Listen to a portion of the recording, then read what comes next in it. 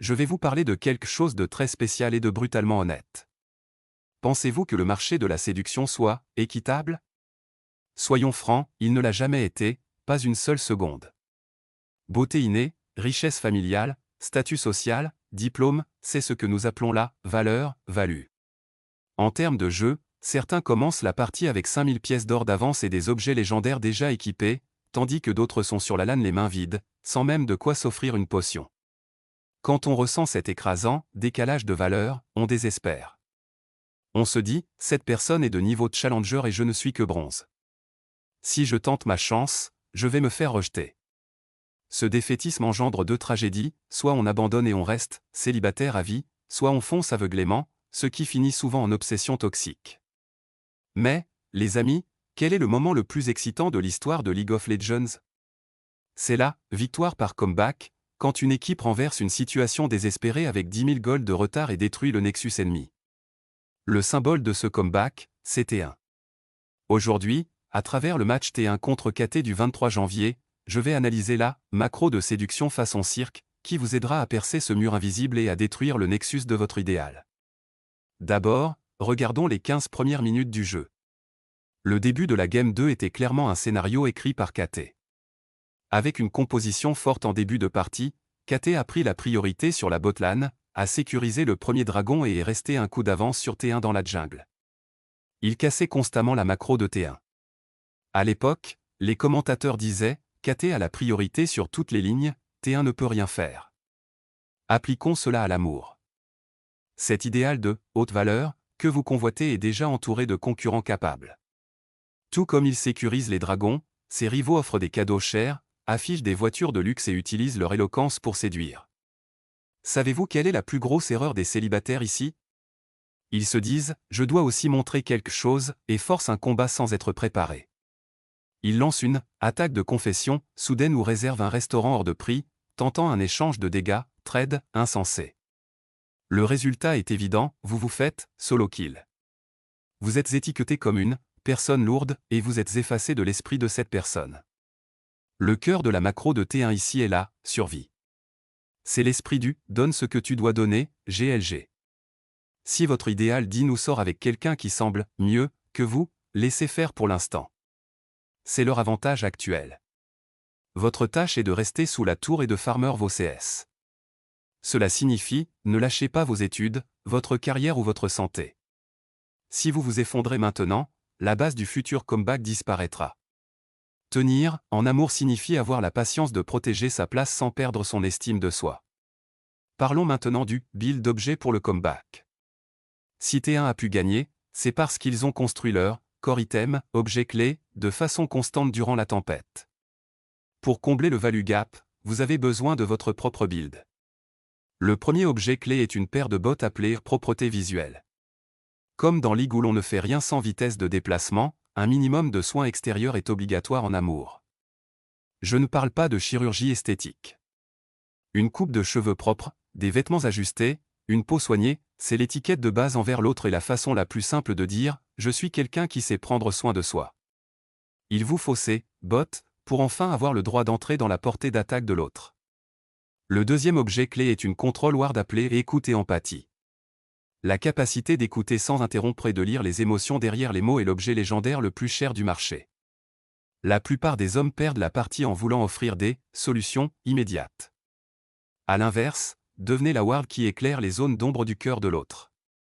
Une phrase sincère comme « je comprends, ça a dû être vraiment difficile pour toi » offre la vision qui brise les défenses.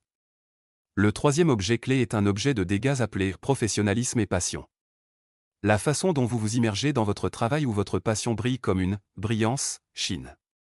L'énergie de quelqu'un qui aime ce qu'il fait crée un charme inverse, faisant penser à l'autre, cette personne semblait banale, mais elle est en fait très solide. Vous avez besoin de cette force pour infliger des dégâts en teamfight. Entre la 15e et la 25e minute, l'écart d'or dépasse les 5000. KT croit à la victoire en détruisant les tours une à une. Les casteurs disent, si KT joue proprement, c'est gagné. Mais un détail est étrange, les joueurs de T1 ne sont pas pressés. Malgré le retard, ils ne tremblent pas. Pourquoi? Parce qu'ils savent. Ils savent que plus l'adversaire est agressif et arrogant, plus il créera de brèches. En amour, c'est pareil. Quand l'autre réussit tout et que vous semblez invisible à ses yeux, vous vous sentez misérable. Mais c'est le moment le plus crucial. Que fait T1? Ils se concentrent sur le « Vision Work ». Ils évitent les combats sur les côtés tout en maintenant la guerre des wards. Ils attendent que les sorts adverses soient en cooldown. Le vrai travail de vision n'est pas de l'obsession, stalker l'Instagram de l'autre est une autodestruction. Le bon travail de vision est de maintenir un lien sans pression. Récolter des infos sur ce qui l'intéresse ou l'inquiète. Puis, une fois par mois, envoyer un message léger ou une info utile. Et, tu voulais voir cette expo, non? J'ai vu que les billets sont en vente aujourd'hui et j'ai pensé à toi. Pas besoin de répondre. C'est une deep ward. L'autre ne sortira peut-être pas avec vous tout de suite, mais il enregistre une donnée, cette personne est attentionnée. La confiance de T1 venait des wards placés dans l'ombre, prêts à punir l'erreur ennemie. Enfin, après 25 minutes, le visage du match change. KT, trop confiant, tente une entrée précipitée. L'arrogance du « on va les écraser avec notre avance » crée l'erreur. À l'instant où le positionnement des carries devient bancal, T1 n'hésite pas. Ils saisissent cette unique chance, focalisent tout leur sort et mordent la cible. Boum! Les 10 000 gold d'écart s'évaporent, et l'initiative est récupérée. Les amis, ce moment du teamfight de comeback arrivera aussi en amour. La vie d'un idéal est-elle toujours parfaite? Jamais. Un projet échoue, une déception arrive, ou une nuit de solitude intense survient. C'est l'erreur de positionnement. La stratégie T1 brille ici. Si vos wards, votre intérêt passé, étaient bien placés, vous saisirez le timing. Déversez alors toute votre sincérité et vos objets accumulés.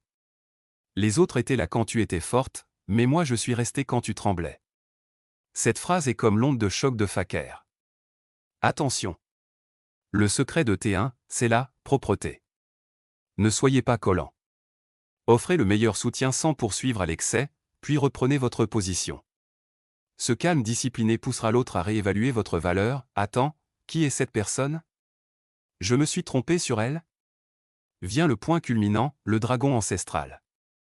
KT se dit, si on ne se bat pas ici, c'est fini, tandis que T1 est certain, si on gagne ici, on renverse tout. En combat, les tanks de T1 gagnent du temps devant, tandis que les carries gardent leur position jusqu'au bout, nettoyant les ennemis avec précision. La formation de T1 est parfaite. Les angles de dégâts sont impeccables. En amour, c'est pareil.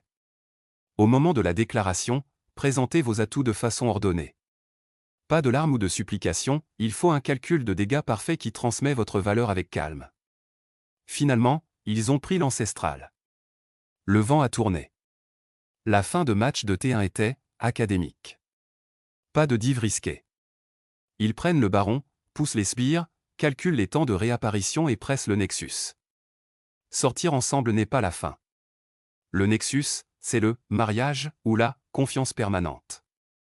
Une fois en couple, dédiez-vous à la macro de la stabilité. Comme T1 accumule les sbires, accumulez les miles de confiance en partageant le quotidien. Faites en sorte que l'autre se dise, c'est avec cette personne que je veux partager mon futur, c'est la dernière vague de sbires vers le Nexus. Grâce à ce match T1 vs KT, nous avons appris une grande vérité.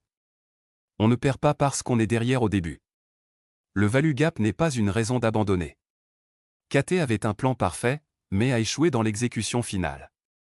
T1 a montré une macro imperturbable et une concentration totale. L'amour vous semble complexe? L'autre vous semble inatteignable? Rappelez-vous, vous êtes en plein build-up pour un comeback. Un amour spectaculaire qui transcende la valeur n'est jamais impossible. Je serai votre coach pour ce chemin exaltant.